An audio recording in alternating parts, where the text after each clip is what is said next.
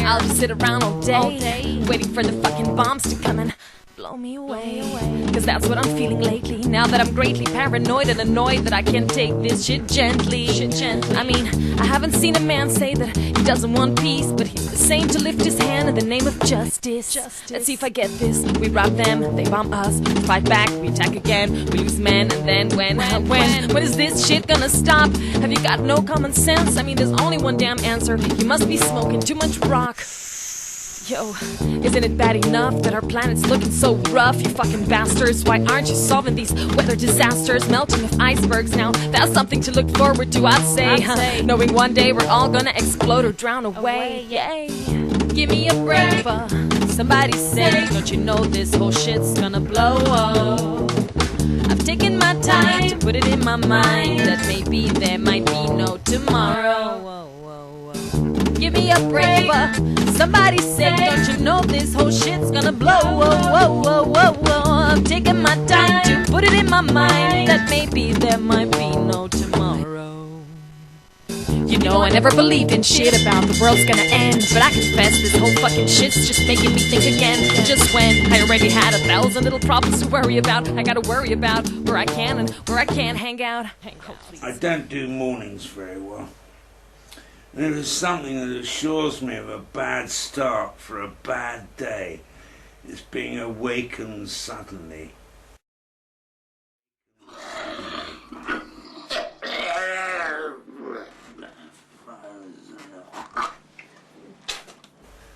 The first thought in my head is always, the pigs! Where are they? Why? My brain kicks in and reason makes its entrance. I realise that the commotion is the post, bringing me tidings of what's up in the universe of junk mail.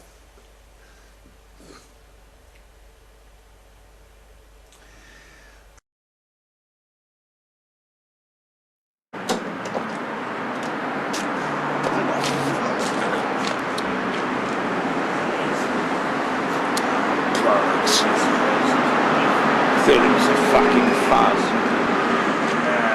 Look at me, alright. I hate it when the kids do it, but I suppose it's my fault for having a Titanic bell. They just can't resist it.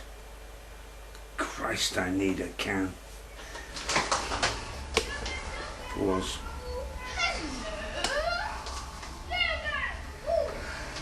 Hey, huh? Nothing on it. Black magic. They're sending me black magic. Okay.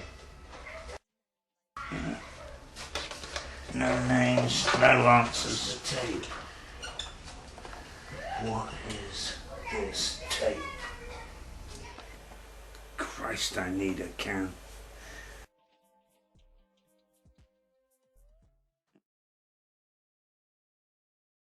It's an anonymous gift from hell.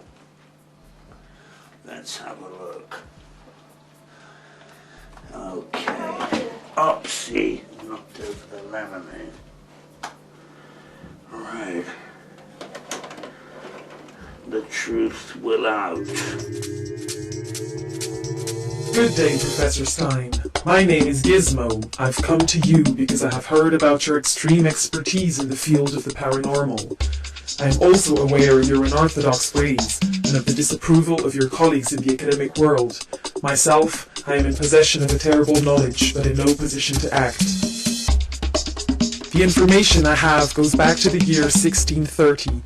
During the reign of Filipe II of Spain, a great tragedy happened in Madrid. 15 very young princes of the noble houses of Spain disappeared without a trace. With them, the governess in charge also went missing. In the room where they had been last, all that was left were 15 porcelain dolls. The King of Spain was not somebody you would mess with. He carried a lot of clout with the Pope, and the Pope at the time was the power behind all the kings of the Christian world. All except one. There was this island in the north of Europe that had a king that for state and personal reasons decided to go solo. He declared a new church with himself as Pope. Part of this island was called England, and it became a haven for asylum seekers escaping the power of the Inquisition. So what better place for the kidnapper to escape the revenge of the Spanish king than the heretic island? The governess arrived in England in the reign of Elizabeth I. Next time she was mentioned was under the name of Mother Redcap, or Mother Damnation. She was also known as the Shrew of Kentish Town. Under those names she committed many crimes, but she always managed to escape the law. She was already very old when 9 children going missing coincided with her own disappearance. That brought suspicion upon her. When some neighbors went to check out her cottage, all they found was her burned dead body, some herbs and poisons, and a bunch of porcelain dolls. The burned body, against popular belief, was not Mother Redcap's. She had left by a secret passage, and soon after was in a ship to India. Please, Professor, come and meet me. What I have to tell you needs to be spoken to face. Come tonight to Tower Bridge, cross to the south side and turn right. You will see a little garden. Be there at 9 p.m. tonight and you will be contacted. Please, Professor, be brave. Take a risk. The bastard that went through all the trouble of making and sending me a videotape knew I couldn't resist it. And if he's taking a piss, I'll piss on him. I have to be specially careful. The last time I had a deal with the paranormal, I got kicked down to hell by my concrete-skulled colleagues. Sometimes associated with Mother Redcap at pub at Camden Town, this strange-looking woman was known as Mother Damnable, or the Shrew of Kentish Town. Legend names her as Ginny Bingham. At the time of the Civil War, she lived with a number of men, several of whom died in suspicious circumstances.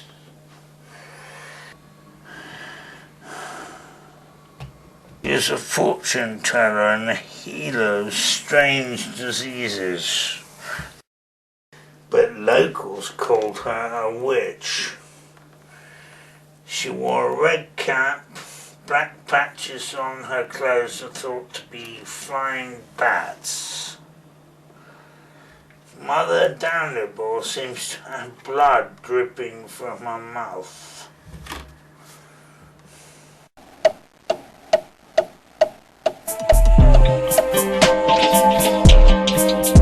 Since the beginning of time, ever since. It's been a long time since I did any serious research. I hope I still have the hang of it. What do I really know? This Gizmo geezer, says that this force is not immortal, but if properly fed, can live for centuries. I have 2 ways of discovering the truth. I can try to find proof that corroborates what he's saying, or I try to prove that it's a lie. I believe that Gizmo believes that what he's telling me is true. I'll go and join this utter dementia. Here I am at Tower Bridge. Cross it to the south side. Then you got the anarchist. Can't care anymore. And here he is, the urban hermit. Hand in hand, debating life just for the sake of sky. Letting off cards and snow. Power and evil shift. So together, hand in hand, like clouds in the Turn sky. right. Look out. Then got the free mind, just a gun. Can't care anymore. Professor Stein, over here. Please come in. Let me introduce myself. I am Gizmo. Please do sit down, sir. Why'd you bring me to this place? You could have come to my place, I mean, for Christ's sake. Well, me coming to you would be more complicated. I am not very mobile, you see. No, I don't bloody see, you know. How did you get the videotape to my place if you're not mobile? The answer is very simple. I have a partner. She was also a prisoner of Mother Redcap. Her name is Amelia. She is a mute, but she is strong. I am physically weak, but I can speak. She is my legs, and I am her mouth. Well, here I am, and what's this nonsense about Mother Redcap? Quite a good question, sir, and the answer is... Nonsense is the best word to describe this affair. What has arrived in London under the disguise of a woman is like an A in the yin or an I in the yang. It's like an emptiness that is capable of absorbing all that is positive and still be empty. It's like a non-light, a non-true, a non-future. It's like a black non-whole. I see her as force of death that feeds in the life force. You're speaking in riddles, but what is it actually that she does? She kills, mostly children, not for some emotional need, no, just for the same reason we go to the butcher's, food. You mean she's a fucking cannibal? No, she does not feed on their flesh, she sucks their life essence. In my case it was different, because she did not let me die, so my body had to consume itself. Wow, slow down here. What'd she say about the porcelain dolls where they last see the children? What are these porcelain dolls? They are like the dross in an opium pipe. They are the residues that were left after Mother Red absorbed their entire essence. They may look pretty, but they're just leftover. What's the deal with you? How did you survive? It's all thanks to her. She told me parts of her story, and she kept me alive so when children were not available, she would feed off me. Later, when she had found a new subject and had her fill, she would prepare a potion and inject it in my veins. That's what's kept me alive. And if I believe you, what do you want me to do about it? Once you discover the truth, you will kill her. Kill her? What do you mean, kill an old lady, just on your say-so? No, what I want is for you to do what you do best, investigate, find the truth, and then decide. Maybe you will find enough proof to go to the police. Fuck, go to the police, I can do what the police do, I can investigate. Professor, take my number and contact me, in case of need. If you succeed, you will be saving many lives. But how can I trust you? I mean, you won't even let me see your face. Are you sure that you want to see me? Of course.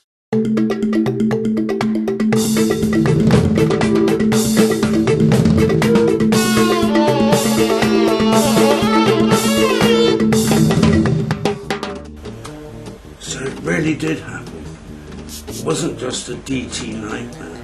I did meet this half geezer and he did tell me that there was some kind of supernatural being running free in the streets of Camden, disguised as a woman feeding in our life essence. How desperate am I to be able to shadow grab? I don't care. I'll just sit around all day, waiting for the fucking bombs to come in. This story is unbelievable, and normally I wouldn't touch it. But it's been so long since I had a challenge harder than trying to go back to home or after a drinking session. I had to give it a try.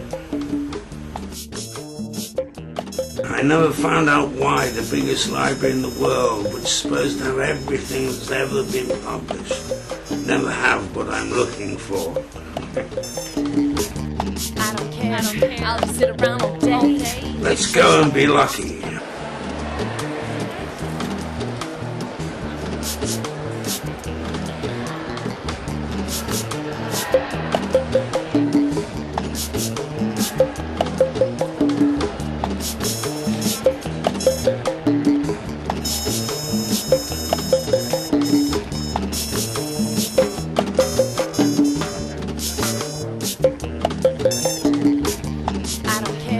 I'll just sit around all day, waiting for the fucking bombs to come and blow me away.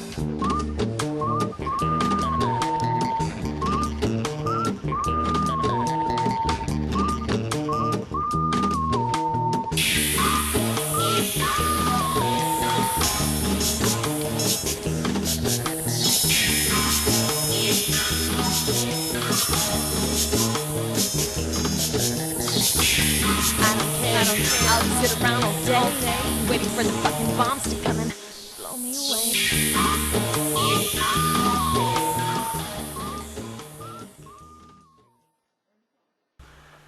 At the age of 15, she became with child by one Gypsy George, and they lived together till he was hanged for stealing a sheep.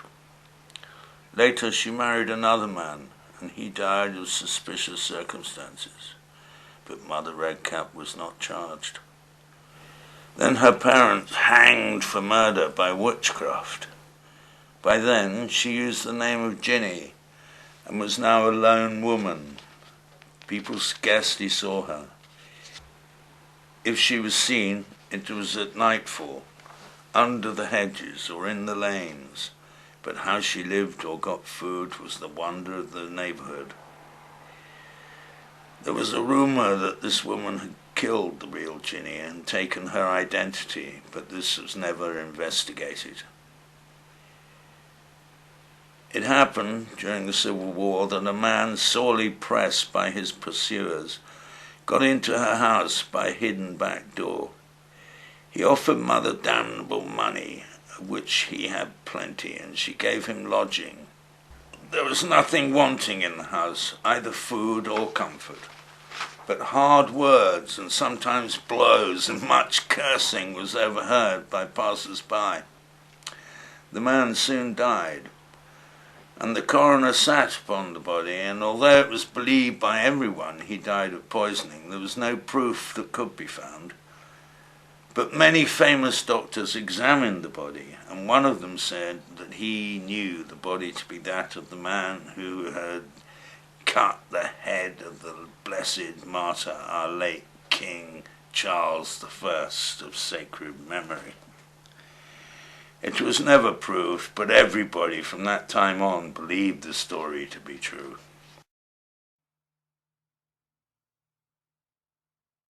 From Henry Foxhall, gentleman, to Charles Firebrace, Esquire, from my chambers in Whitehall, 13th of September 1666.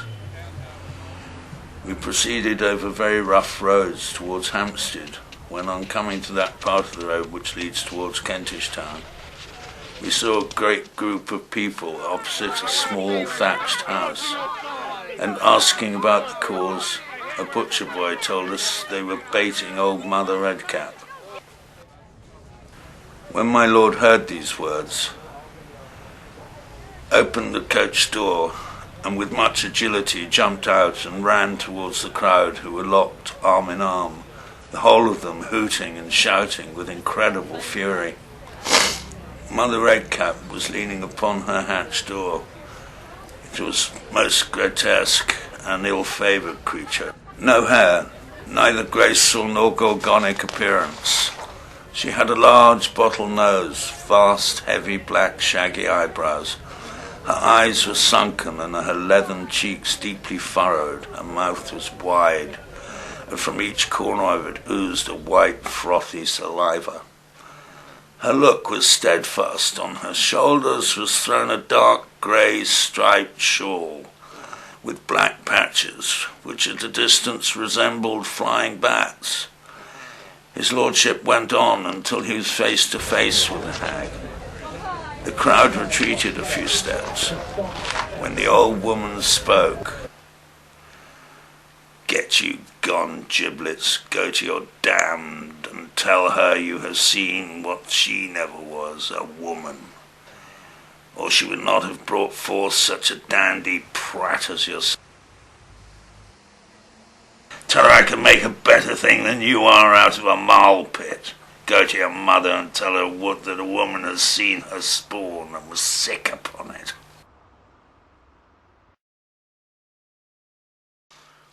On this she put up her shriveled arms and unlatched the upper half of the door and let it fall down, and the hag with her cat disappeared. After the dinner his lordship went to the pavilion where costumes for the masquerade were kept. He came back disguised as his satanic majesty, with devil's horns and devil's tail too. We got into the coach and went back to the Shrew's cottage. Upon arriving, his lordship left the coach and went to the house. He came back a quarter of an hour later with an incredible story. On leaving the coach, I slid onwards towards the old hag's house, fearless of being interrupted by the country people. But I was mistaken. They were so linked by their arms that I must have passed over their heads to get to the front of the house. I therefore went to the rear, where I found the door wide open. This might appear strange, but the hag felt herself impregnable, knowing the fears of the people, that her character of being a witch inspired. I entered as softly as though my shoes were made of velvet. The beldame was sitting on the floor before the fireplace. The grate had a blazing fire in it. She had her back turned to me when I entered. I passed in front of her. She looked at me, but did not move. Her eyes were fixed in an enduring, ghastly stare. A funeral at that moment was passing by the house. The yelling of the mob ceased, and the deep tones of the passing bells was heard. I looked at the beldame, but there was no motion, no change of countenance. Her eyes remained fixed on me. Then, frightening her with a thrust of my horns and showing of my claws, I whisked my tail over and around her, shouting, "Fire and brimstone!" Then the woman spoke. "Quick, boiling hot and bubbling pot, I came to take thee. Do you hear the bell that calls the dead to hell? One night will call for thee." Then I left her, coming back with no trouble, for the crowd was engaged with the funeral. Next morning they found her burned dead body, some herbs and poisons, a cat that died soon after, and a bunch of porcelain dolls. And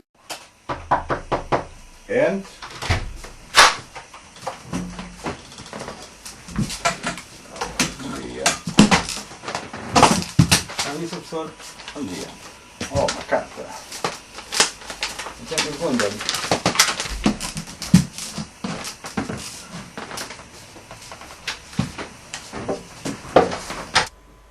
Dear Professor Vasco Simon, my friend, I need the help of your expertise in the case I'm investigating.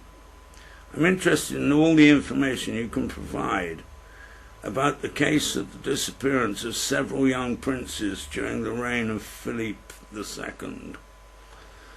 I want to know especially about a woman who was supposed to have been involved. Thank you in advance. Always your friend, Stein.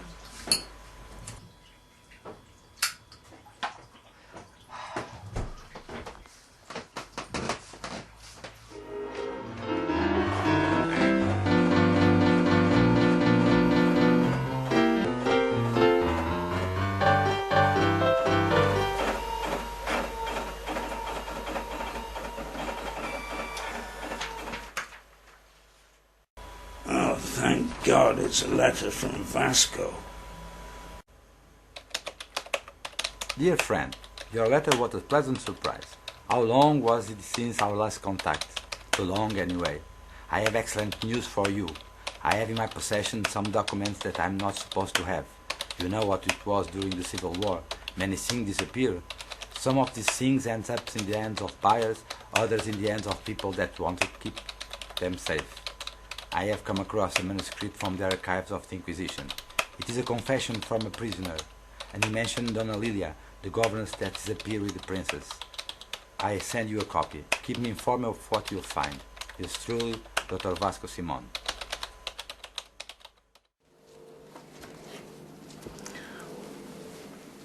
Well, Archive of the Inquisition, Auto de Fe of the Holy Inquisition, Madrid, 12th of June, 1580. In the name of the Holy Emperor of Rome, ruler of Spain, Mexico, and the Netherlands, His Majesty Don Filipe II. Confession Juan Malpuesto, accused of witchcraft and assisting Donna Lilia Chupananos in the absconding of the 15 princes. Present witnesses, Basilio Basilico and Monsignore Francisco. I, Juan Malpuesto, declare in the name of God that what I say is the truth.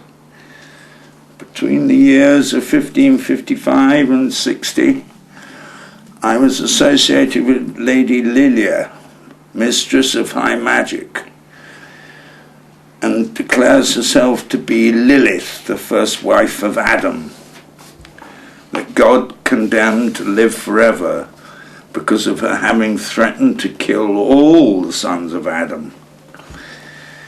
Under her command, we committed many terrible sins. We sacrificed innocents. We masturbated with the cross and the holy relics, and we pissed in churches. We did it all in the name of the demon Satan. It's clear from all the documents I've read on Lilith or Mother Redcap that she arrived in England during Elizabeth I's reign. Let me see if I can find some mention of it in her chronicles. Who would know something like this? I remember the astrologer of the Queen was John Dee. He was the man in charge of the black arts. Ah, here it is. Good Lord. John Dee Diary, London, May 1555. These actions are the record of angels and other spirits and the messages delivered by them with the aid of the crystal ball. Warnings of evil to come. The mages have fasted for 3 days, except for bread and roots, had abstained from female company, and have both bathed and purified himself. After many chants and incantations, he asked if there was anyone, living or dead, whom would like to speak. So he spoke this incantation. Right honourable and very singular good master, in my most humble wise I commend me unto you.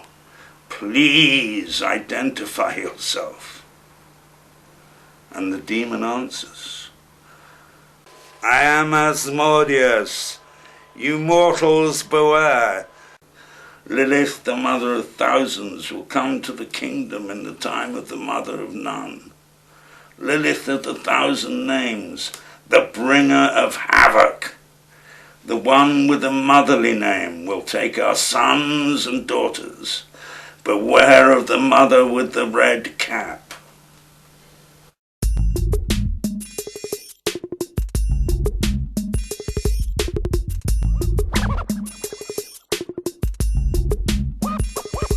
This is for all the ladies who take it for granted.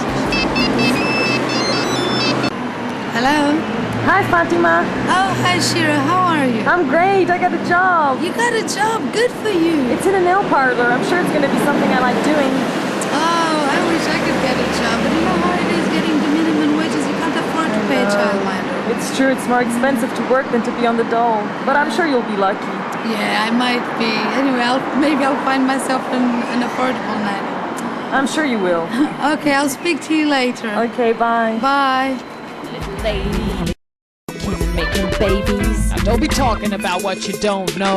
What's all this idea about what? You want to vote? What do you understand about politics? Shut your mouth before I break it and go take care of the kids.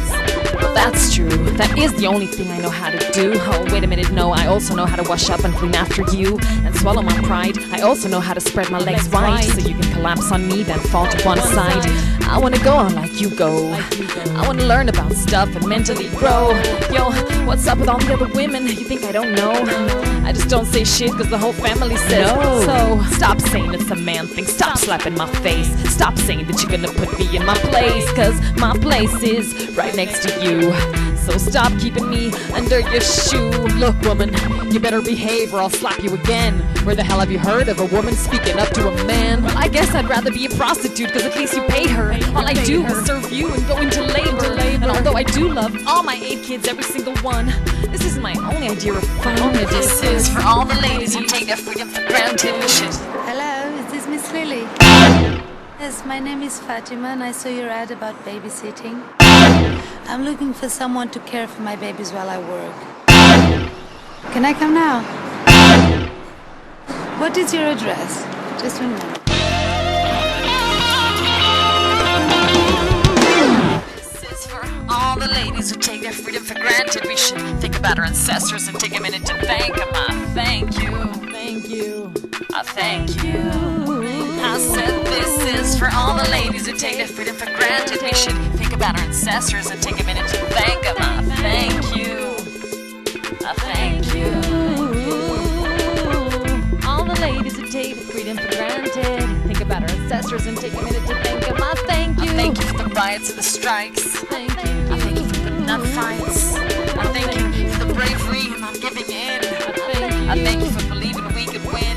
I thank you for being able to change the laws. And of course I thank you for burning your damn bras. But it's still sad, because this should be something from the past, but unfortunately it's something that still lasts. The only difference is now we can fuck you and on top Sue and maybe make a few. No, but seriously though, you really do have the right to say, no, I'm not taking this shit. Stop. My next move is to go to the address Gizmo gave me. Mother Red Cat's residence. It's not far. As I see it, Mother Red Cap, or Lilith, is the embodiment of power. Power possesses not only who possess it, but also who associate with it. Power needs to be fed, and the food of power is the powerless. But nobody is completely powerless. So the power has to keep a majority powerless by force or with sophisticated contracts. And all that just to keep the fridge full. Power even corrupts such powerful notions as love, freedom and democracy, and turns them into weapons in the arsenal of advertising.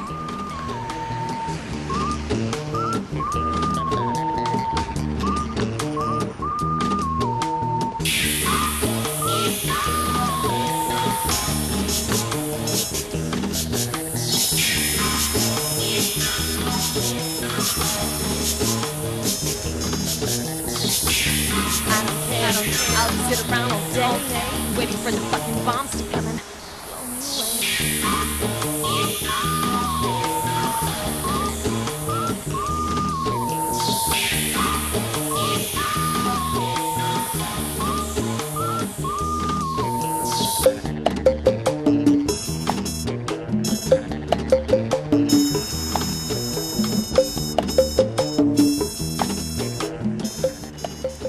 Christ, I need a cab. I don't care. I'll just sit around all day, waiting for the fucking bombs to come and blow me away. Because that's what I'm feeling lately, now that I'm... An oasis.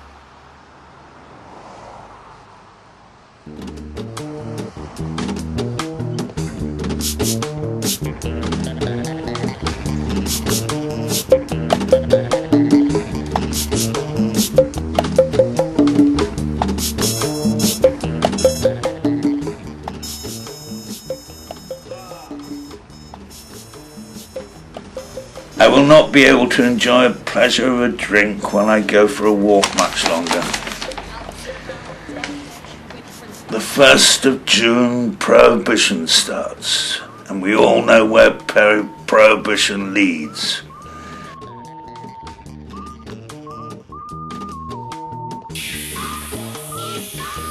Ah, so this is the square. Here's where she lives.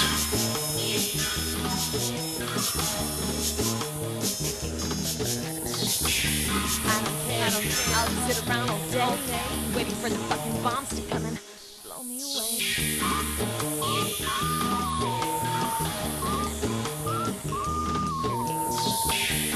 There's a window.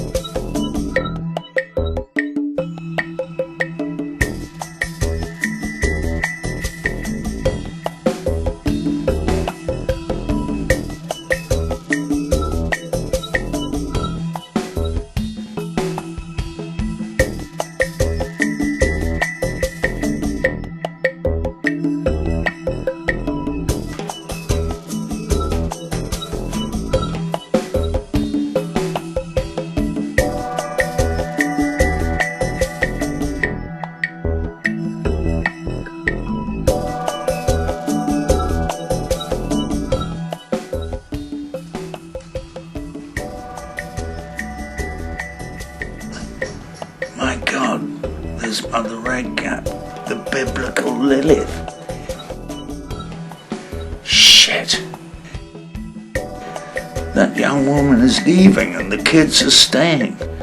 What's my best line of action? Maybe I go and talk with the woman and tell her what? That she just left her kids with a murderer.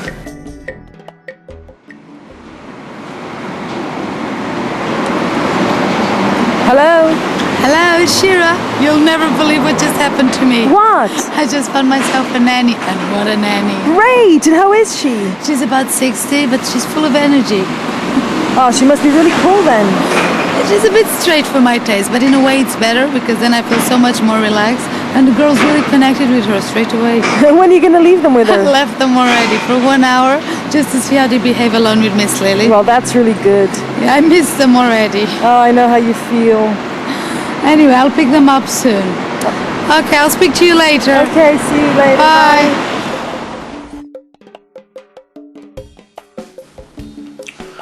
She's coming out, bringing the kids. That's bad news.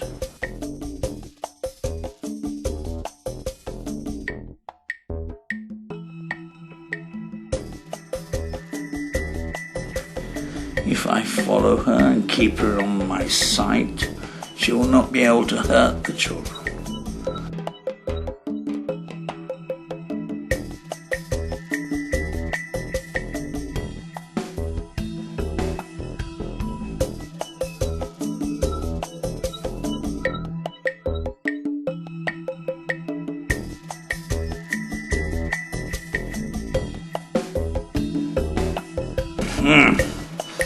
They started to notice me.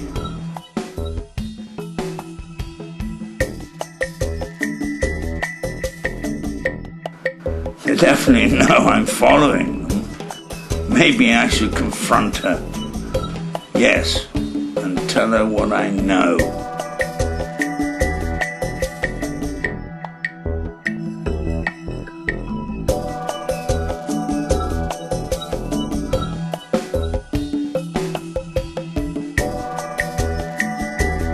Stop! In the name of Adam, Lilith. I will not let you move until these children are returned to their mother. I don't speak English. I have spoken to Gizmo, one of your patients. Leave him alone! Drunken, what the hell are you doing with the children? Leave the old lady alone!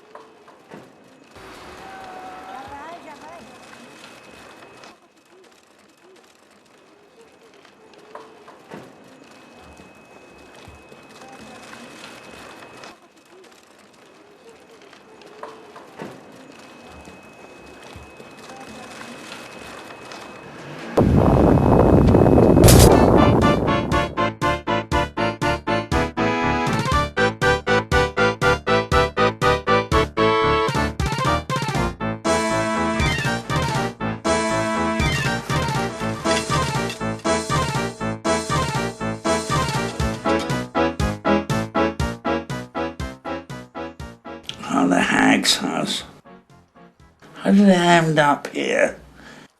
Are those vivid short-term memories just a result of the DTs? Or did something happen to me? I'm really confused. But there's one thing I know. This will end up right here. I will break into her house and destroy her. One of us will die tonight.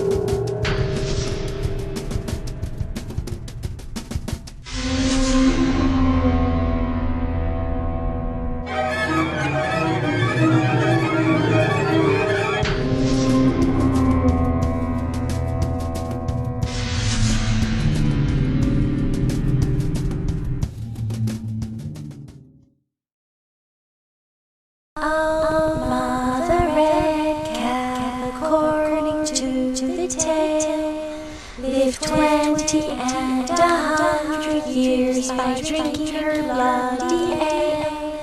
It was her meat, it was her drink, and medicines besides. And if she still had drunk the ale, she never.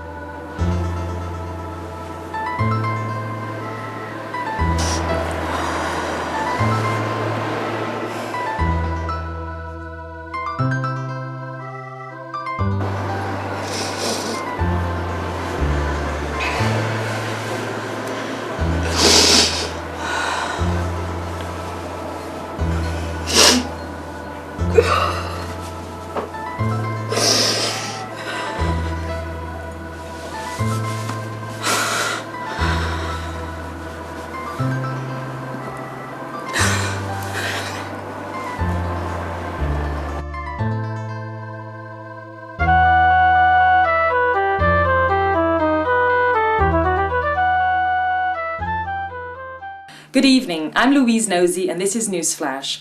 The Metropolitan Police started today an investigation into the disappearance of 2 children and their nanny. The mother of the 2 little girls reported them missing after not being able to contact the nanny at her address. The police went to the address but there was nobody there. After gaining entrance, they found the house in a disarray and almost empty. After a complete search, all they could find was a bunch of porcelain dolls.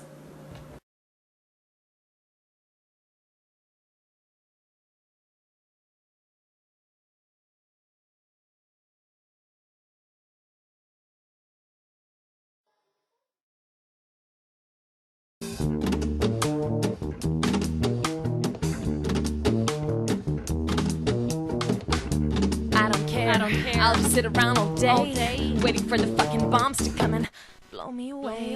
Cause that's what I'm feeling lately. Now that I'm greatly paranoid and annoyed that I can't take this shit gently. I mean, I haven't seen a man say that he doesn't want peace, but he's the same to lift his hand in the name of justice. Let's see if I get this. We rob them, they bomb us. We fight back, we attack again. We lose men, and then when is this shit gonna stop? Have you got no common sense? I mean, there's only one damn answer. You must be smoking too much rock. Yo, isn't it bad enough that our planet's looking so rough, you fucking bastards? Why aren't you solving these weather disasters? Melting of icebergs now, that's something to look forward to, I'd say. Knowing one day we're all gonna explode or drown away. Yay. Give me a break, somebody say, don't you know this whole shit's gonna blow? I've taken my time to put it in my mind that maybe there might be no tomorrow. Give me a break, somebody say, don't you know this whole shit's gonna blow? I'm taking my time to put it in my mind that maybe there might be no tomorrow. You know, I never believed in shit about the world's gonna end, but I confess this whole fucking shit's just making me think again. Just when I already had 1,000 little problems to worry about, I gotta worry about where I can and where I can't hang out. Oh, please. Like avoiding crowded areas, touristic places, suspicious faces, freaking out with unattended briefcases. The cases, there's no way we's gonna get away with this. We gotta play with it and learn all that shit you gotta do in the case of an attack or epidemic. Run for it! This ain't a case of weapons of mass destruction or winning or losing. It's a case of mass confusion. Choosing to destroy the world is amusing. My heart's bruising every time I